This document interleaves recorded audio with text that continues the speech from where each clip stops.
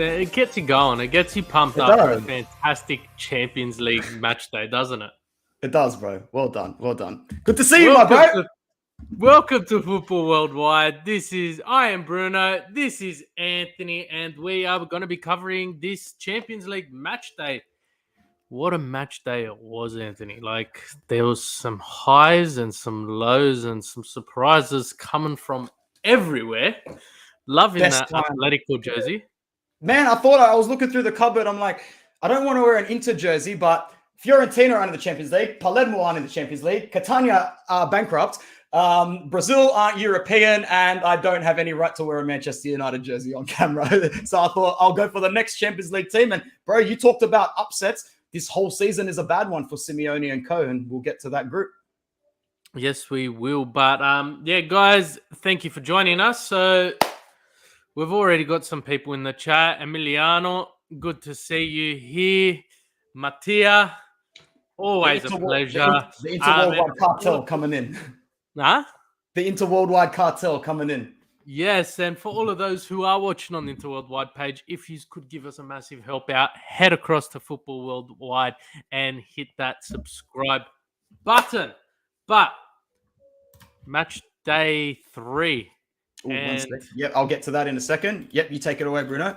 Match day 3, it was some ups and downs, and one of the biggest ups would have to be Napoli absolutely thumping Ajax in Group A 6-1. Bro, the last time we spoke on here, you said what was the highlight of the match day or like the biggest game? And I said, well, that would probably have to be Inter's defeat, right? And you're like, no, you missed one. I'm like, oh my God, Napoli smacked Liverpool by 4 goals. They've just gone to Amsterdam and smacked them by 5.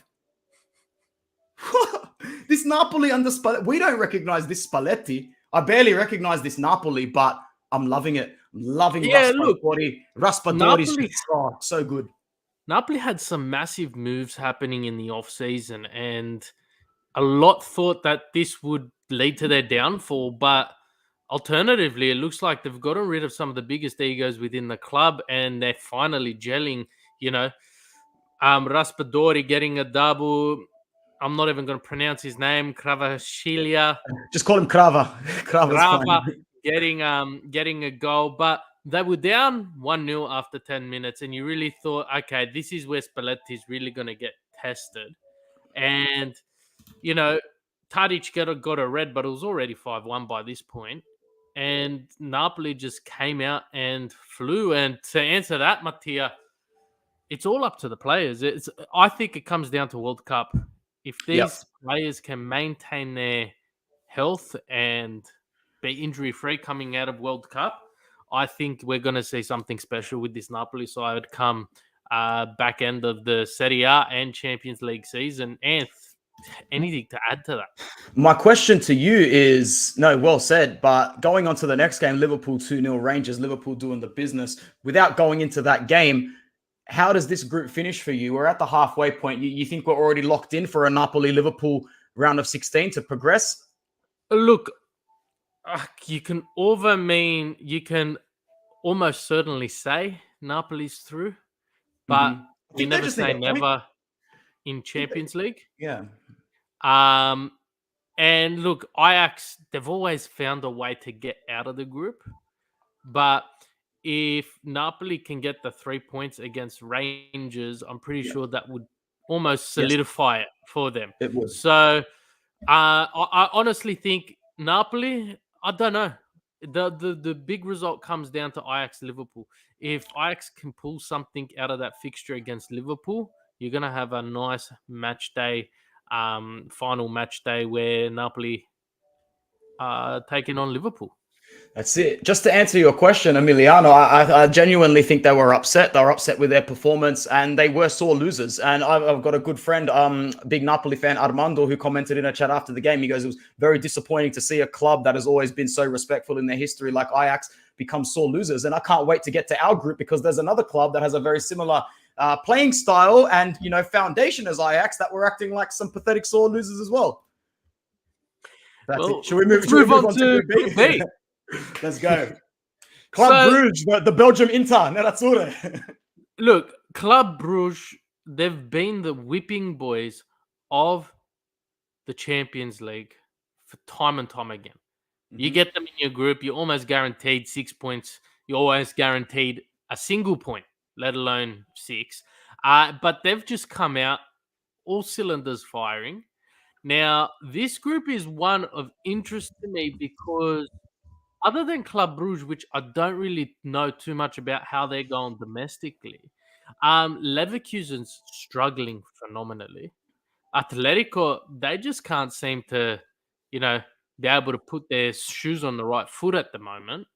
And Porto, well, it's interesting to see where they are sitting in this group, sitting on, 3 points with Leverkusen and Atletico, but they've got the -3 goal difference. And push comes to shove, this group here, it looks like with 3 games to go, it's a must-win game every single game for all clubs.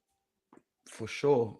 Like Atletico's got a lot going on behind the scenes. The foundation that was built under Simeone has cracked. It's no longer there. And it happens at clubs, man. I know Oblak is looking for his next move elsewhere. They've got injuries up the culo. They're still haggling with Barcelona over whether or not they're going to redeem Antoine Griezmann. I know they've got Girona, however you pronounce it in Spain, this weekend at home. But Simeone plays a very ugly brand of football and has always been able to coast on his results. But now that he can't really coast on the results, we might see a passing of the guard and a changing in Atletico management at the end of the season. I don't know. For me, Simeone and Atletico just do seem like a perfect fit. And because he's been there so long, I can't really see him elsewhere. But there always comes a time where things end. And I think that it is going to end, man. Are we finished with Group B? Yeah, no, just on your point in regards to Simeone, I think Simeone to Atletico is what Arsene Wenger was to Arsenal. You couldn't picture Arsenal without Wenger, but it got to the time where he was basically just toxic for the club. And I don't know, he's had his highs, but it's hitting a low where you can't really see this in football. And especially at you're the third best club in your country with a massive reputation. You really need to pull something out of the hat here. And if he doesn't qualify, you can almost say it's game, set, match Simeone. Yeah. But let's leave that one there. Let's go to Group G. Man, Bayern Munich, for all their average form in the Bundesliga, they've set the record, I think, now for most undefeated games straight in the Champions League. Is it somewhere in the mid-30s now? They haven't copped a loss? I think so. I read something like that on the day. There's something like 30-something games without actually taking a loss in the Champions League. But that doesn't make sense because they've been eliminated. So it might be something like home games. Yeah, home games, or what I thought maybe group stage games. Maybe they've gone through their group stages without copping an L. But I don't know. It can't be all together. Yeah. But anyway, they did the business once again. We all know that they're going to top the group from here because they've got a 6-point buffer over Barcelona. Inter, as much as we love them, probably isn't going to go to Munchen and get 3 points. So if you were to even talk from a Bayern Munich conservative point of view, I really think that they're locked in for first. What do you have to say, Bruno? Look, I really do think Bayern Munich are locked in for first place. And if Inter can come away with a single point at Barcelona, you've got a fantastic scenario for Inter, who Bayern played after the Barcelona fixture. They play Barcelona, and Inter face Victoria. Now, if both Inter and Bayern win that fixture, it's coming down to the last game, and you can almost say Barca's going to do the job against Victoria. But Bayern might be having two calculations here happening, saying match day, we're ahead. We can't lose this group. We're in first place. We're struggling domestically. Let's pull everyone out of this squad and play our youth. And the second scenario is, well, would I rather face Inter or Bayern in the final? Inter or Barca, sorry, in the final. And doesn't matter which team you are, you always want to face Inter over Barca, to say the least. So you might see a bit of fun happening in the final match day. But this is a match day which you can really predict coming to an end. And really, the next fixture will determine the fate of Barcelona, because if Inter do get all 3 points, they're 6 points off Barcelona and will walk away with second place guaranteed, because there's no way that Barcelona can beat them head to head. So Exactly. it will be quite interesting. Surprisingly enough to say, Victoria Pleasant, 11 goals in the negative. Did you really expect anything from them there? Not really. But Bayern Munich, with all the woes happening domestically and what Lewandowski alluded to when he moved to Barcelona, they're really not showing it when it comes to Champions League. So good on them. They got a lot of injuries, and just in that sort of comment there, Ahmed said something that I put out this week as well. I have huge respect for Xavi as a player. However, I'm disappointed with his silly comments after the game. I think a lot of people in the world were a little bit baffled at his comments, especially what he was able to live through very generously as a player. Just admit your team wasn't good enough and that you need to do better. I think they were good enough to get a draw, but at the end of the day, that's Barcelona, and they could forgive him for going to the Europa League last season, but they bent rules. They bent over backwards. They were negotiating deals at 2 a.m. in La Liga, in alleyways in Spain, in Catalonia, to make sure that they could sign players on deadline day and get them over the line. Xavi, in a season where he shouldn't have been allowed to sign anybody, has been allowed to sign everybody. I think it's unforgivable for him to go out in the group stage. And Emiliano says it's just another reason to dislike Barcelona. Yeah, I won't go into that last comment, but I completely agree with you, bro. Yeah, Anything else to add? I think I sort of understand the frustration in Xavi's opinion. They were good enough to get the result, but the way Inter played this fixture, they look like a side managed by Pep Guardiola and a prime Manchester City, where they held their formation, their defense was rock solid, and their goalkeeper, I think he made 2 saves, but he was good enough on the day. And with the team that, like Inter, who's facing so much adversity, for them to pull a performance like this out, it is something special. Now, with Anana starting for Inter, with Skriniar with the captain's armband, and Dzeko being benched for some youthfulness on the pitch, this team looked content. And very content, especially when you're missing players like Romelu Lukaku and Marcelo Brozovic. Now, I feel Barcelona went there saying, well, this is too easy. Yep. They underestimated them. And when they saw Inter's not a walk in the park, they got flustered. Not even the almighty Lewandowski could change that.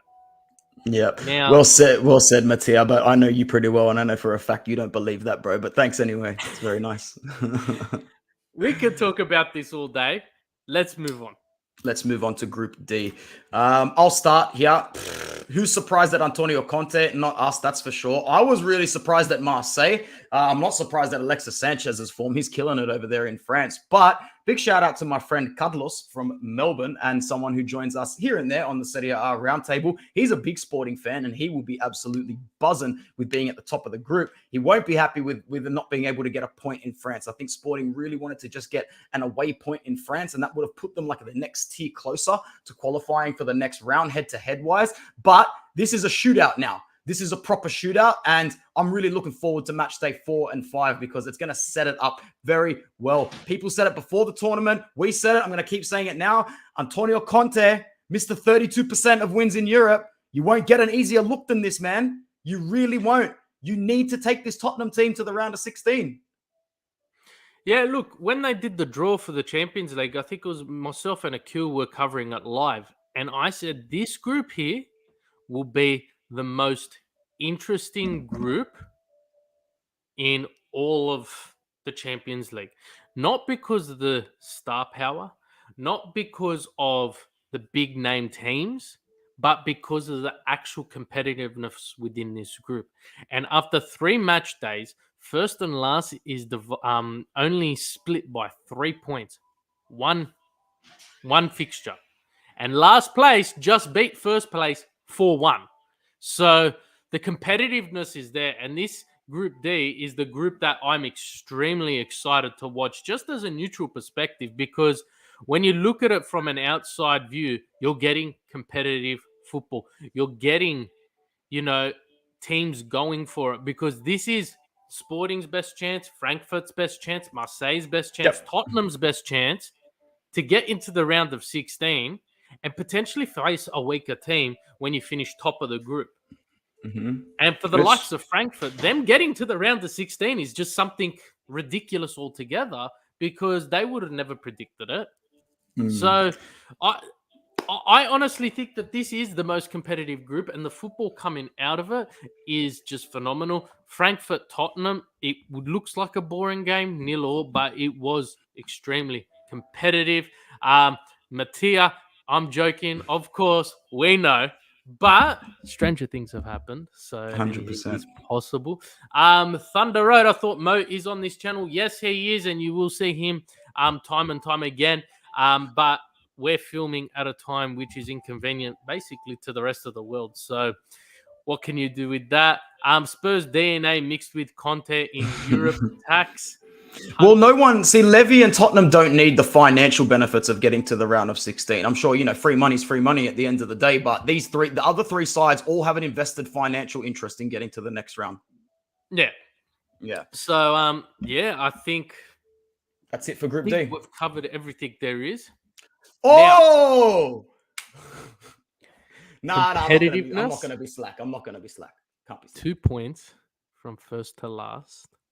Red Bull Salzburg on top with 5. Chelsea, AC Milan, and then Dinamo Zagreb on 3. Who did Zagreb beat? They beat Chelsea. They upset them on match day 1. That's right. Yeah. So my prediction for getting out of the group was always Chelsea and Salzburg. Now, going into this fixture, pre-international break, you'd put AC Milan on top to beat Chelsea. They copped too many injuries. Their star goalkeeper is being replaced. What's his name? Tarassos. Something like that. Theo Hernandez was also out in this game, and you saw the depletion on the left-hand side of the pitch big time. But then you look at Chelsea, and Potter, his first game, I believe, was against Salzburg in the Champions League. And as a manager, it is extremely difficult to manage a team like Chelsea, let alone your debut as manager is in the Champions League. Yeah. Now, I think he's got the players at his disposal that he needs. It was fantastic seeing Aubameyang get the ball in the back of the net there. But I honestly feel that this Chelsea team wasn't kicked hard enough when they're down. And now they're going to come out of it, and they're going to have a nice deep push this Champions League. That's what Chelsea does. That's what Chelsea does, bro. That's why they turn over everyone. Their new owners have said, we get out of the group stage, January transfer window is going to be like Black Friday sales, and they're going to be buying left, right, and center. It is interesting, but I feel AC Milan is going to capitulate from here on out. We saw them do it last season. This season, they're stretched even more thin. Now, Salzburg, not too many know much about them, but they are a team with heart. They are a team with passion, and they are a team where the fans will follow them everywhere. So it's going to be really interesting to see, because match day, this is match day 3, match day 4, if Dinamo Zagreb wins 2-0, they're effectively on top from last. Because imagine if Chelsea and Milan draw, which is very possible at the San Siro. Yeah, and they're from first to last, so last to first, and then you have Salzburg drop down to last. So I don't want Milan to finish fourth, especially if we have to go through to the next round or we have to go to the Europa League, because Pioli and Leao and co will run away with the Scudetto. I don't know. Napoli's shown that they can handle both domestically and, internationally. So it'll be interesting. Yeah. I just want to quickly go over to my friend Chris from Inter Worldwide. Thanks for tuning in, bro. Make sure you subscribe to Football Worldwide if you haven't already. Yeah, I know you're one of the more optimistic ones on our channel that says our players have still got a lot to give, but, we'll see, man. Also, Chris, if you've got time, man, in about 2 hours, 15 minutes, we will preview Sassuolo on Inter Worldwide, man. So stick around. We're just talking groups at the moment. Yeah, Inzaghi doing once again what Conte couldn't. Let's not count our eggs before they hatch, bro. If Inzaghi can get to the round of 16 2 seasons in a row, he's definitely bought himself some time. And yes, Mattia, I'm all eggs in the EL basket for Milan, man. We done with this group, Bruno? Yeah, let's move on. Let's move on. All right. Football Heritage, Football Royalty tops the group, 9 points. They'll go through probably on 15, maybe 16. If Real Madrid like to get to the last game on 15 points, I've seen over the years, and sometimes just field a bunch of kids. Big Ange, Pride of Australia, struggling a little bit in Celtic's return to the Champions League. Not struggling in Scotland, but, Bruno, maybe you and I could go to Scotland, coach Celtic, and still come first or second.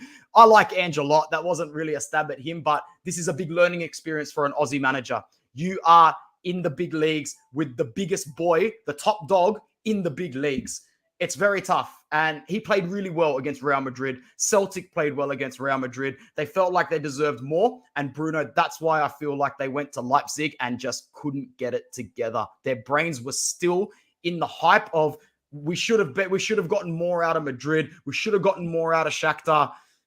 Unfortunately, Ange is looking at, and Celtic are looking at Europa League or dropping out.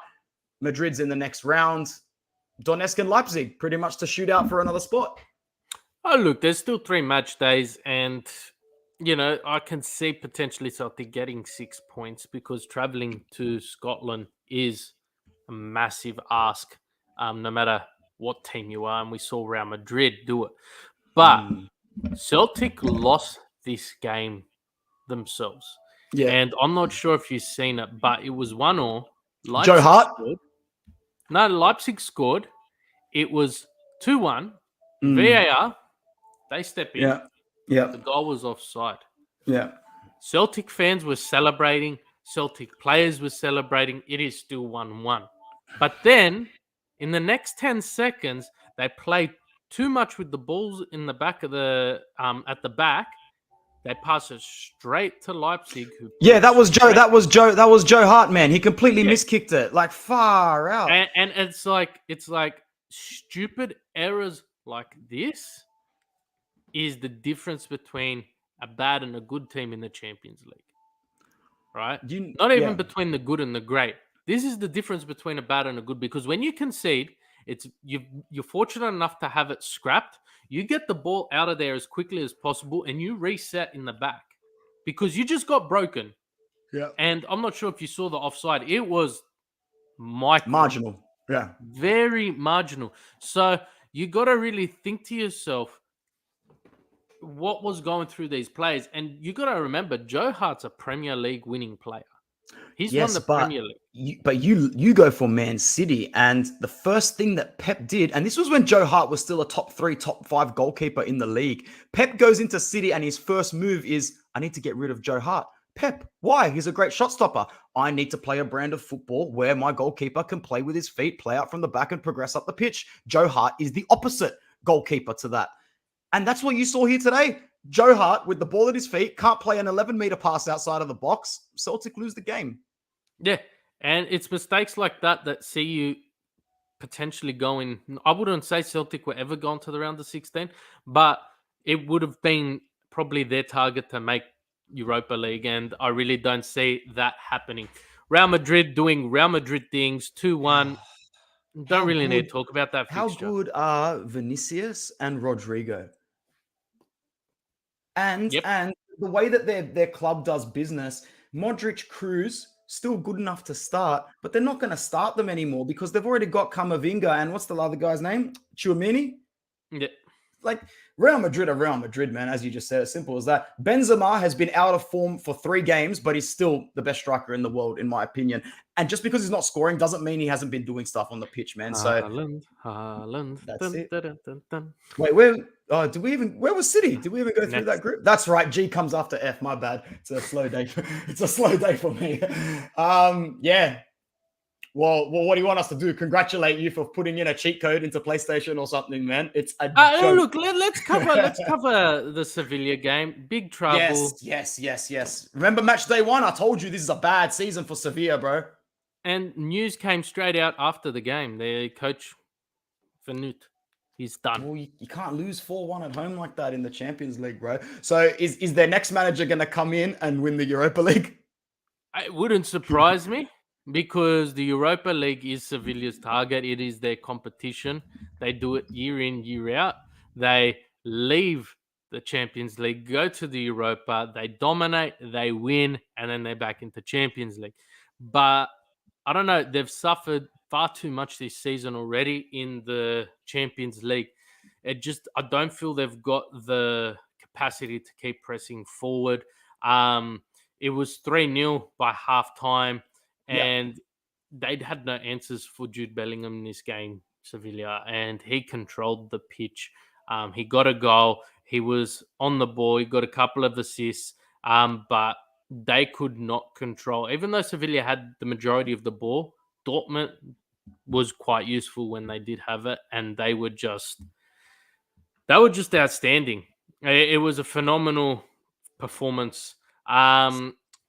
The thing is, like with Sevilla, they've got such a rich history that they demand a lot more than this sort of form. And the manager, like, let's face it, bro, Lopetegui is not a bad manager, but wherever he's gone, there have been flaws and holes. And when you fail so much throughout your career, it's almost like a matter of time before you have an expiration date. I don't know if bringing back Sampaoli is the best idea for Sevilla. I know last time he was there, they had a great early run in the season, but they eventually, I think they finished 4th or 5th after there was one year where he was there and they set a record in like the first half of the season for most points. And then he tanked and he got eliminated in the round of 16 by Leicester that season. But he knows how to invigorate players. That's why he's been successful at international level. Remember, he won the Coppa Italia. He won the Copa America with Chile when they beat Argentina. So Sevilla's season will get better from here because a club like Sevilla, I don't think can go lower than 17th in the league. But, they might as well ride off qualifying for the top 4 at this point. And before we talk the main point in this fixture, I just want to bring up a couple of years ago, a team by the name of Juventus went to Manchester City and said, "We will give you this player. His name's Cancelo. We'll give you 20 million euros, and we'll take Dani Alves off your out of your hands." João Cancelo is I don't even think there's another player in his league at the moment. Just the way he controls the ball, his defending is phenomenal. His tack is even better. Some of these crosses he puts in, it's just mystifying. But this Manchester City, like you said, it's like a cheat code. It should be illegal to have De Bruyne and Haaland on the field at the same time. There should be restrictions on how many minutes they should be allowed to play in order to, or they should implement a handicap for the teams they're playing against. Question, City don't need money more than any club in the whole world, but they are going to be able to cash in on players at the end of this season. There's a few players in this City squad that are going to want to move on because when you succeed this much as well, you want to do something else. One of the biggest headlines I read after your win yesterday was Real Madrid are exceptionally serious about putting a bid for Cancelo. Whether or not he goes, I can tell you now, if they're not coming with anything less than 50, 60, he won't go because that's what he's worth. Remember, they paid 45 for him. Yeah, and you got to remember that it's one of those things where I think you've achieved everything there is to achieve. If they win the Champions League, there will be a mass exodus. Oh, and yeah. Not because the probably players... Pep as well. If Pep wins the Champions League, he might leave. Yeah, but it's not just that. It's not because the players don't love City, but it's getting boring. Straight up.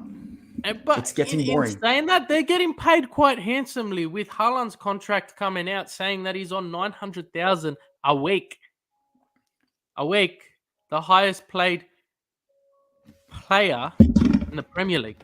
I love this comment. I love this comment, bro. This is all over all the socials, man. I love it. I wrote on Twitter yesterday, if Trent Alexander-Arnold did the same performance or ping that Fede Di Marco did for Inter, they'd be building statues of him outside of Anfield at the moment, man. I'm very well aware of the British bias, Emiliano, so thank you so much. And you know what? It's not bringing just that up. that.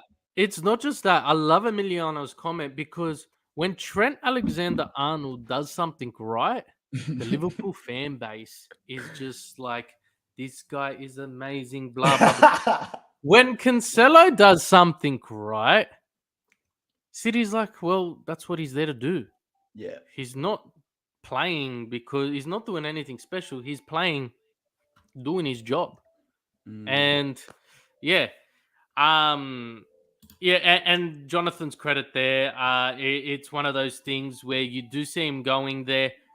But I just think, like Aguero, there's too much unfinished business in this squad. And right now, if City don't win the Champions League this season or the next, I don't think they will ever win it in the next 10, 15 years.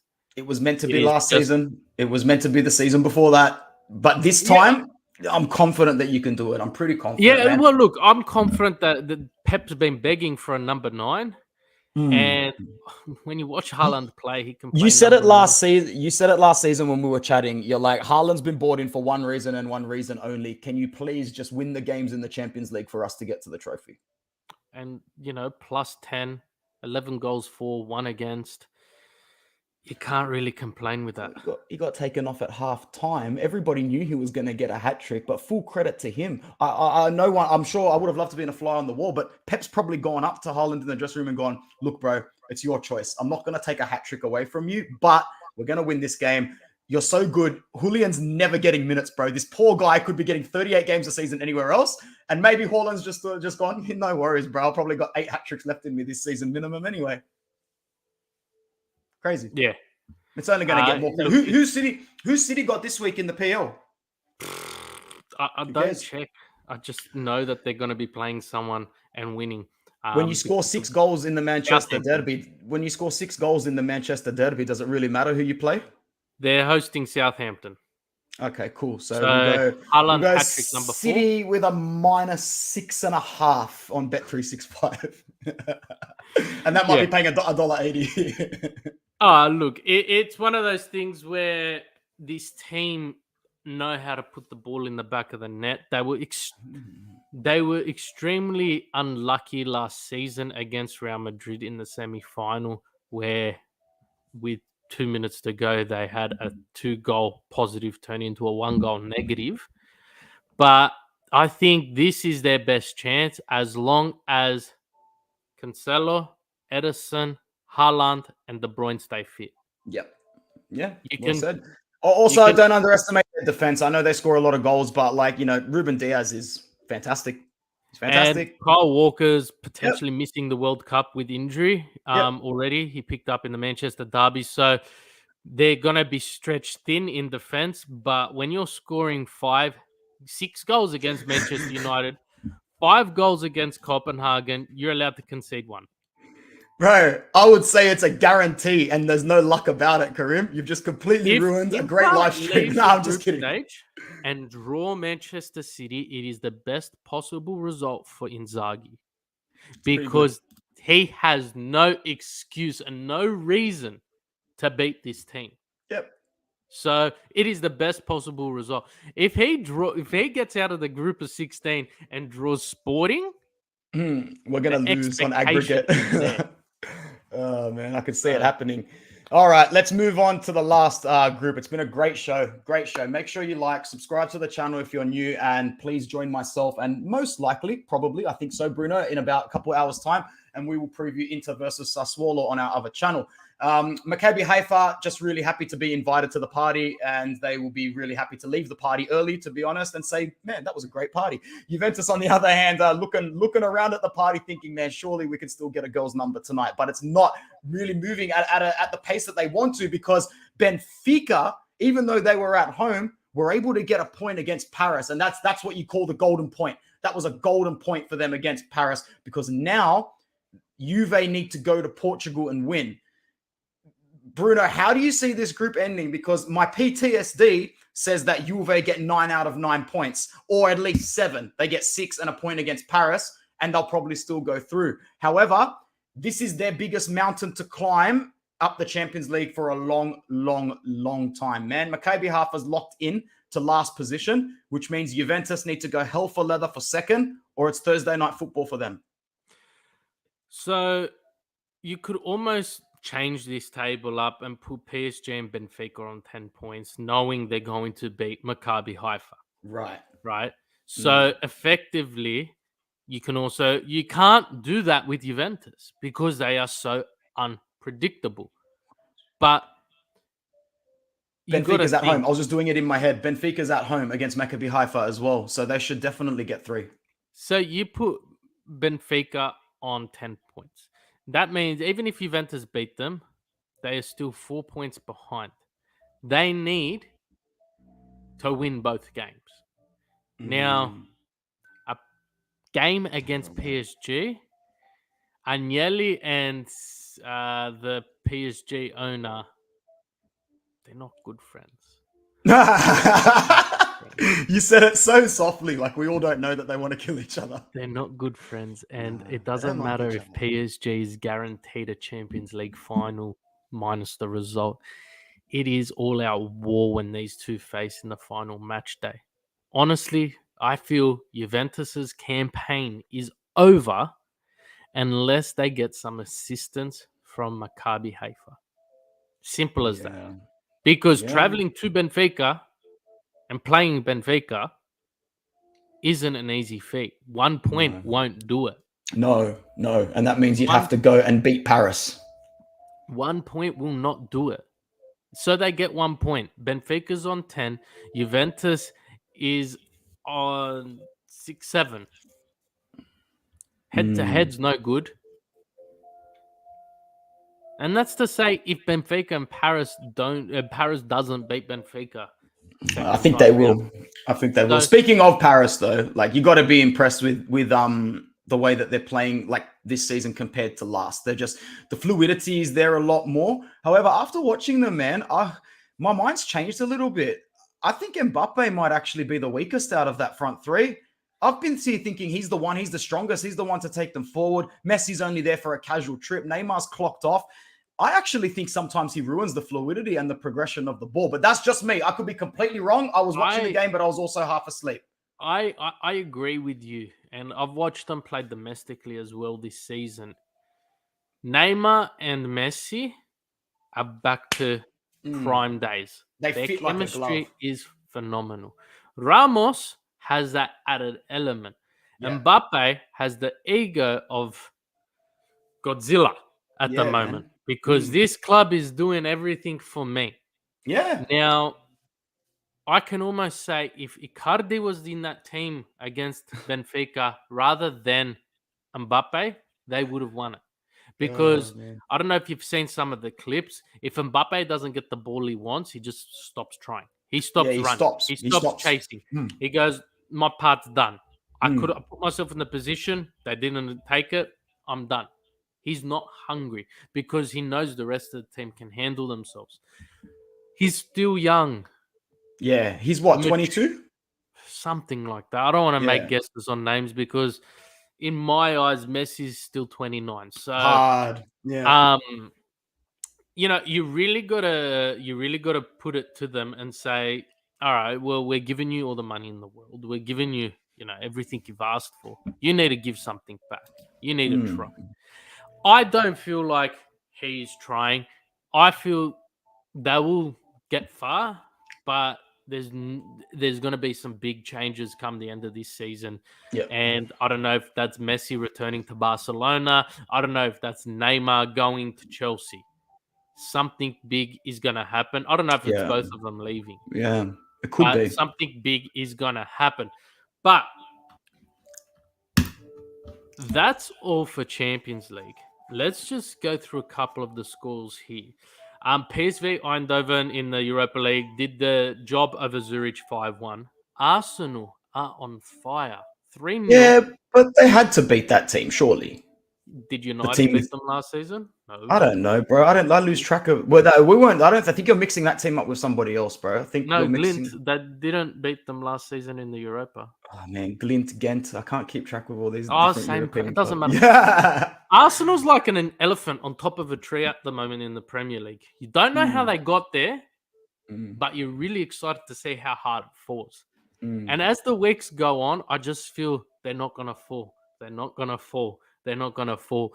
But yeah, Roma copped it very late and lost 2-1 to Real Betis. Lazio drew 0-0. I think Olympiacos lost. Feyenoord were up 2-0 with 10 minutes to go and drew 2-2. Europe is crazy. Fiorentina got 3 goals away from home and won. I think they're in the Conference League though. Yeah. Manchester United 3-2 against Omonia Nicosia. No idea where they're from, to be honest. Monaco getting the job done. Yep, Fiorentina got the win. West Ham got the win. Villarreal put 5 past Austria. Oh, shout out. Sorry to keep interrupting, but shout out Johnny Scams, man. Juan Lucas Scamacca got the winner, and he is peaking for West Ham at the moment. So everybody who thought that he wasn't worth the price tag, that guy's gone to a tough league, and he's doing very well. I know the season is short, but Johnny Scams, man, well done. But yeah, no, I just thought I'd mention some of those teams there because Europa League, Conference League doesn't get the rap it deserves, but it is so competitive sometimes. The group stages, not so much, but come, knockout stages, it's going to be quite interesting. But yeah, I think that's all from me, Ed. Fantastic. Thanks for having me, bro. It was really, really good. I want to just give another shout out to Chris in the chat, bro. Make sure you're around in an hour and 45 minutes. I didn't get the chance to pin half of your comments because all you did was carry on with the Inter agenda. It was your next biggest agenda than the Kostic one that you had. And I'm still praying for you every day that he went to those guys. But make sure you join us and everybody else that was in the chat. Good night, Mattia. And good night, everybody. We'll be on Inter Worldwide in about 2 hours, Bruno. Anything else to say? Sounds good. Thank you guys for jumping in and tuning into Football Worldwide. We will be coming to you soon. I think they're between now and the first week of November. There are only 4 days without competitive football. Yeah. So Inter's got 4 games before November from today, and it's already October 7. So we're 4 games in 23 days. Yeah. So look, guys, we've got 30 days. 26 of them are going to be football covered. So expect to see a lot of us on the channel. Tune in to Anthony, who does Serie A Roundtable. Always a great watch if you're into Serie A football. You'll catch me, Jonathan, and some other guests soon covering the rest of Europe. But thank you from all of us here at Football Worldwide. And thank you, Anthony. Ciao. Ciao.